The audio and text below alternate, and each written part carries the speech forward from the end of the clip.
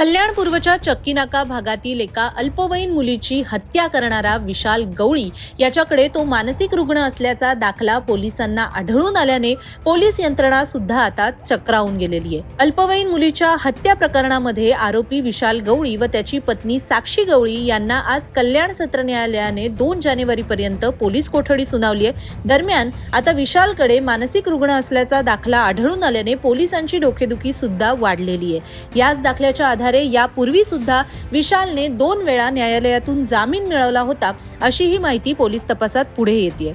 ठाणे गुन्हा शाखा आणि कल्याण गुन्हे शाखेच्या पथकाने अल्पवयीन मुलीच्या हत्या प्रकरणाचा विविध बाजूने तपास सुरू केलेला आहे। दरम्यान मुलीची हत्या केल्यानंतर विशाल हा आपली पत्नी साक्षी हिच्या बुलढाणा येथील शेगाव या गावी म्हणजेच माहेरी पळून गेला होता। गुरुवारी सकाळी त्याला ठाणे येथे गुन्हे शाखेच्या पथकाने आणलं। त्याला नौपाडा पोलीस ठाण्याच्या कोठडीत ठेवण्यात आलं होतं। गुरुवारी सकाळी कल्याण जिल्हा व सत्र न्यायालयाने विशालला पत्नीसह 2 जानेवारीपर्यंत पोलीस कोठडीत ठेवण्याचे आदेश दिले।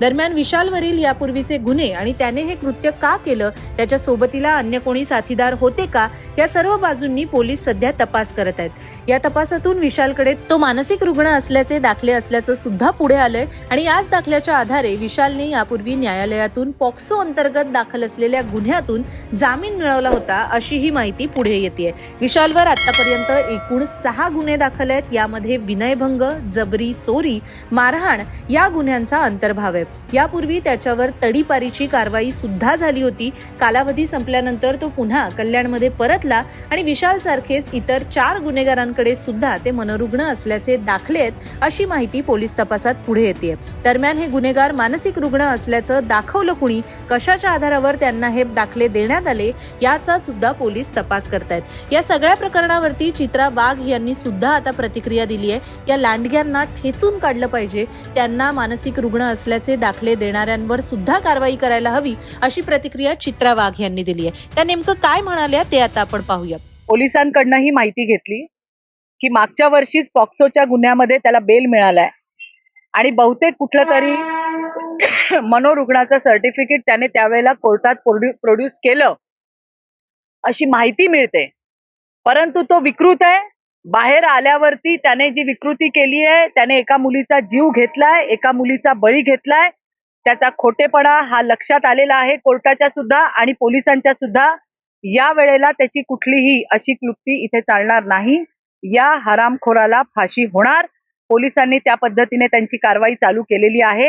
एवढंच नाही, या भागामध्ये आणखीनही असे लोक आहेत, स्थानिक महिलांनी सांगितलं, मुलं येतात, गंजाडी आहेत, आणखीन तिथे उपद्रव करतात, अशांनाही सोडण्यात येणार नाही। सगळ्यांवरती कठोरात कठोर आम्ही कारवाई करू। दरम्यान कल्याण येथील अल्पवयीन मुलीला विशाल गवळी याने स्वतःच्या राहत्या घरी आणून तिच्यावरती अत्याचार केले होते, मग तिची हत्या केली होती। या हत्येनंतर त्याने स्वतःची पत्नी साक्षी गवळी हिच्या मदतीने अल्पवयीन मुलीच्या मृतदेहाचा बंदोबस्त केला होता। विशालने तिला घरात घडलेली घटना सांगितल्यानंतर पत्नीच्या सहाय्याने मृतदेहाला विल्हेवाट लावण्यासाठी एका बॅगेत भरून एका रिक्षातून हे पती पत्नी आणि रिक्षा चालक हे निघाले होते। घरात पडलेलं रक्त सुद्धा या दोघांनी मिळून साफ केलं होतं। मात्र विशालच्या घराबाहेर असलेले रक्ताचे डाग आणि सीसीटीव्ही फुटेज यामुळे पोलिसांना विशालचा शोध घेणं हे सोपं झालं। दरम्यान रिक्षा चालक विशाल आणि साक्षी यांनी ही बॅग घेऊन भिवंडी पडगा दिशेने जाऊन बापगाव भागात असलेल्या कब्रिस्तानाजवळ अंधार आहे, तिथे गर्दी नाहीये, वर्दळ नाहीये हे पाहून या चिमुकलीचा मृतदेह जंगली झुडपं असलेल्या भागात फेकला होता। 24 डिसेंबरला पोलिसांना या ठिकाणी मृतदेह आढळून आल्यावरती आणि कल्याणमधील चक्कीनाका परिसरात राहणाऱ्या पीडित कुटुंबाने आपल्या मुलीच्या मृतदेहाची ओळख पटवल्यानंतर या तपासाला वेग धरला होता। दरम्यान या हत्येनंतर आणि मुलीच्या मृतदेहाची विल्हेवाट लावल्यानंतर विशाल आधारवाडी चौकातील एका दुकानात मद्य खरेदीसाठी सुद्धा गेला होता। त्यावेळेचं फुटेज सुद्धा सध्या समोर आलेलं आहे। दरम्यान पोलिसांनी बुलढाणा येथून एका केशकर्तनालयातून रूप बदलून पळण्याच्या तयारीत असलेल्या विशालला अटक केली। त्यावेळेचं सीसीटीव्ही फुटेज सुद्धा आता समाज माध्यमांवर पाहायला मिळतंय। दरम्यान 2 जानेवारीपर्यंत गवळी दाम्पत्याला पोलीस कोठडी सुनावण्यात आली आहे। या प्रकरणी पुढील अपडेट्स येत्या काळात आम्ही आपल्यापर्यंत पोहोचवत राहू। ते पाहण्यासाठी लोकसत्ताच्या YouTube चॅनलला आवर्जून सबस्क्राईब करा। पाहत रहा लोकसत्ता लाईव्ह।